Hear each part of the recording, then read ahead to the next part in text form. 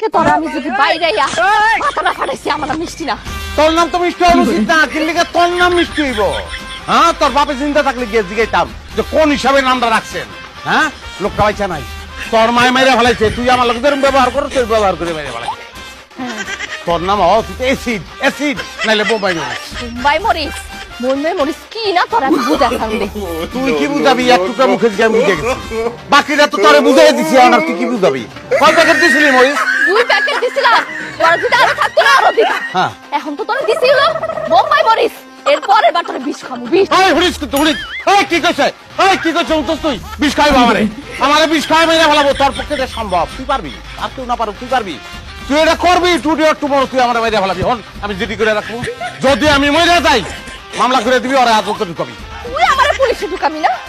ওরে ওরে আজকে